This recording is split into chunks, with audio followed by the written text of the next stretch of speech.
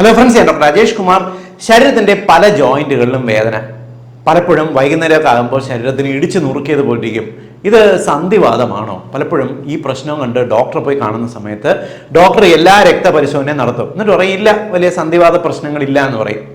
വീണ്ടും ഇതേ പ്രശ്നം തന്നെ നിൽക്കുന്നു. ഇതേ പ്രശ്നമായിട്ട് വീണ്ടും ഒരു 7 മാസം കഴിഞ്ഞ് ഡോക്ടറെ പോയി കാണുന്നു. ഡോക്ടർ പരിശോധിച്ചിട്ട് പറയുന്നു, ഇല്ല, ഇതിന് വലിയ സന്ധിവേദന പ്രശ്നങ്ങളായിട്ട് കാണുന്നില്ല എന്ന് പറയും. ഒരു 2 വർഷം കഴിഞ്ഞിട്ട് വീണ്ടും ഡോക്ടറെ ഇതായി ഈ ജോയിൻസ് ഒക്കെ പ്രശ്നമാണെന്ന് പറഞ്ഞ് വീണ്ടും പരിശോധിച്ച് നോക്കുമ്പോഴായിരിക്കും അപ്പോഴിതേ പോസിറ്റീവ്. നിങ്ങൾക്ക് ആർത്രൈറ്റിസ് ഉണ്ട്, സന്ധിവാതമാണ്, ഇതിന് ട്രീറ്റ്മെന്റ് എടുക്കണമെന്ന് പറയുന്നു. ഇതേ രോഗി തന്നെ കുറച്ച് നാളുകളായിട്ട് ഡോക്ടറെ പുറകെ നടക്കുകയാണ്. ഡോക്ടർ പക്ഷേ പരിശോധനയിൽ നമുക്ക് ടെസ്റ്റുകളിൽ ഒന്നും കാണുന്നില്ല. ഇത് പലരെയും, ഈ ജോയിന്റ് പെയിൻ കൊണ്ട് ബുദ്ധിമുട്ടുന്ന പലരെ സംബന്ധിച്ചുള്ള പ്രശ്നമാണ്. തുടക്കത്തിലെ നിങ്ങൾക്ക് വരുന്ന സന്ധിവാതം തിരിച്ചറിയാൻ സാധിക്കുന്നില്ല. ഒരു ലെവല് കഴിയുമ്പോഴാണ് അറിയുന്നത്. തുടക്കത്തിലെ തിരിച്ചറിഞ്ഞാൽ ഇത് മാനേജ് ചെയ്യാനുള്ള മാർഗങ്ങളുണ്ട്, ഭക്ഷണത്തിൽ ശ്രദ്ധിക്കേണ്ട കാര്യങ്ങളുണ്ട്, ഇതെല്ലാം. പക്ഷേ ഇത് സന്ധിവാതമാണെന്ന് അറിയാതെ എന്ത് ചെയ്യാൻ പറ്റും? എങ്ങനെ നമുക്ക് ഈ സന്ധിവാതം, ജോയിൻസിന് വരുന്ന പ്രോബ്ലം തുടക്കത്തിൽ തിരിച്ചറിയുന്ന ലക്ഷണങ്ങൾ എന്ന് പറഞ്ഞു തരാം. ഏറ്റവും പ്രധാനമായിട്ട് നമുക്ക് ഈ സന്ധിവാതം 2 തരത്തിലുണ്ട്. ഇൻഫ്ലമേറ്ററി, നീർക്കെട്ട് കൊണ്ടുള്ള ആർത്രൈറ്റിസും ഉണ്ട്. അതല്ലാതെ നമുക്ക് ഈ കാലക്രമേണ ശരീരത്തിൽ വരുന്ന വലിയ നീർക്കെട്ട് കൊണ്ടല്ലാതെ വരുന്ന സന്ധിവാതവും ഉണ്ട്. നമുക്ക് നീർക്കെട്ട് കൊണ്ടല്ലാതെ വരുന്നത് ഓസ്റ്റിയോ ആർത്രൈറ്റിസ് എന്ന് പറയും. നമ്മൾ അത്യാവശ്യം വെയിറ്റ് കൂടുമ്പോഴോ ഇല്ലെങ്കിൽ പതിവായിട്ട് നമ്മൾ ഏതെങ്കിലും ജോയിന്റ് കൂടുതലായിട്ട് ഉപയോഗിക്കുമ്പോഴോ ശരീരത്തിൽ വരുന്ന എല്ല് തേയ്മാനം കൊണ്ട് വരുന്ന ഒരു സന്ധിവാതമുണ്ട്. അതിന് ഓസ്റ്റിയോ ആർത്രൈറ്റിസ് എന്ന് പറയും.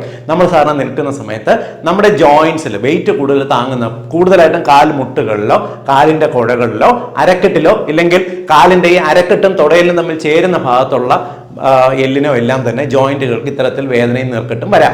പലപ്പോഴും ഈ കണ്ടീഷനിൽ നമ്മൾ മുട്ട് പരിശോധിക്കുന്ന സമയത്ത് മുട്ടിന് ചെറിയൊരു ചൂട് ഫീൽ ചെയ്യും.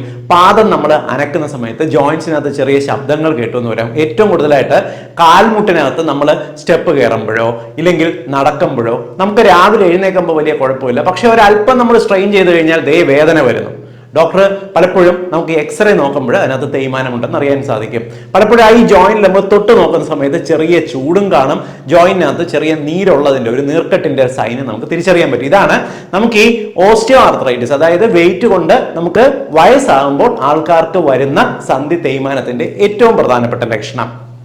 എന്നാൽ ഇൻഫ്ലമേറ്ററി ആർത്രൈറ്റിസ് എന്ന് വിളിക്കുന്ന ശരീരത്തിൽ നീർക്കെട്ട് കൊണ്ടുണ്ടാകുന്ന ശരീരത്തിലെ സന്ധിവാതങ്ങളുണ്ട്. നമ്മൾ ആമവാദം എന്ന് വിളിക്കുന്ന rheumatoid arthritis, SLE systemic lupus erythematosus എന്ന് വിളിക്കുന്നത്, നമ്മുടെ രക്തപരിശോധനയിൽ ANA പോസിറ്റീവ് എന്ന് കാണത്തില്ലേ, ആ കണ്ടീഷന്, ആൻകൈലോസിംഗ് സ്പോണ്ടിലൈറ്റിസ്, നട്ടലിനെ ബാധിക്കുന്ന അവസ്ഥ, ഇതെല്ലാം നീർക്കെട്ട് വന്നിട്ട് വരുന്ന ആർത്രൈറ്റിസ്. പലപ്പോഴും നമ്മുടെ പാരമ്പര്യത്തിലൊക്കെ ഈ രോഗമുണ്ടെങ്കിൽ വരാനുള്ള സാധ്യത കൂടുതലാണ്. ഏറ്റവും കൂടുതലായിട്ട് ആൾക്കാർക്ക് ജോയിന്റ്സിന് ഡിസ്ഫിഗർമെന്റ് വരുന്ന ഒരവസ്ഥ ചിലരെ കണ്ടിട്ടില്ലേ, ജോയിന്റ്സിന് ഏതെങ്കിലും ഒരു ഭാഗത്തേക്ക് ചെറിയ വളവൊക്കെ വരുന്ന ഒരവസ്ഥ, ഇതെല്ലാം ഇത്തരത്തിൽ നീർക്കെട്ട് വരുന്ന ആർത്രൈറ്റിസ്, ഇൻഫ്ലമേറ്ററി ആർത്രൈറ്റിസിന്റെ ഭാഗമായിട്ട് കാണുന്ന ലക്ഷണങ്ങളാണ്. ഇതിന് തുടക്കത്തിലെ തിരിച്ചറിയാന്നുള്ളതാണ് ഏറ്റവും പ്രധാനം. പല കേസുകളിലും തുടക്കത്തിലെ നമ്മൾ ഇതിന്റെ രക്തപരിശോധന നടത്തുമ്പോൾ നെഗറ്റീവ് ആയിരിക്കും, പക്ഷേ രോഗികൾക്ക് ബുദ്ധിമുട്ടുണ്ടാവും. ഇത്തരം രോഗികളിൽ ഏറ്റവും തുടക്കത്തിൽ കാണുന്ന ലക്ഷണം എന്നറിയാവോ? രാവിലെ എഴുന്നേൽക്കുമ്പോൾ വരുന്ന ജോയിന്റ് പെയിൻ. അതായത് നിങ്ങൾക്ക് രാത്രി കിടക്കുമ്പോൾ വലിയ പ്രോബ്ലം ഒന്നുമില്ല, പക്ഷെ രാവിലെ എഴുന്നേൽക്കുന്ന സമയത്ത് നമ്മുടെ ചെറിയ ജോയിന്റുകൾക്ക് മൂവ് ചെയ്യാൻ ബുദ്ധിമുട്ട്. ഏറ്റവും കൂടുതലായിട്ട് കാണുന്നത് നമ്മുടെ കൈ വിരലുകളിൽ പലപ്പോഴും വേദന, ഈ മണിബന്ധത്തിൽ റിസ്റ്റിൽ വേദന, കൈമുട്ടുകളിൽ വേദന. ഇതാണ് ഇൻഫ്ലമേറ്ററി ആർത്രൈറ്റിസിന് ഏറ്റവും തുടക്കത്തിൽ കാണുന്ന ലക്ഷണം. രാവിലെ എഴുന്നേറ്റ് കഴിയുമ്പോൾ ഒരു 10 മിനിറ്റ് എടുക്കും ജോയിന്റ്സ് ഒക്കെ ഒന്ന് മൂവ് ചെയ്ത് നമുക്കൊരല്പം അടുക്കള വരെ, ഇപ്പൊ സ്ത്രീകളൊക്കെ ആണെങ്കിൽ എഴുന്നേറ്റ് ടോയ്ലറ്റിൽ പോയി വന്ന് അടുക്കള വരെ എത്തുന്നവരെ ഇവർക്ക് ഈ വേദനയുണ്ടാവും.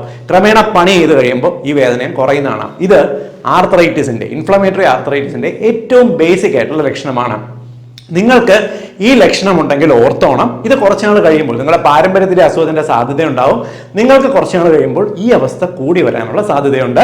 അതുകൊണ്ട് ഈ സിംറ്റംസ് ഉണ്ടെങ്കിൽ നിങ്ങളുടെ ഡോക്ടറെ കണ്ടിട്ട് ആർത്രൈറ്റിസിന്റെ പ്രോബ്ലം ആണോ ഇല്ലയോ എന്ന് പരിശോധിച്ചിരിക്കണം.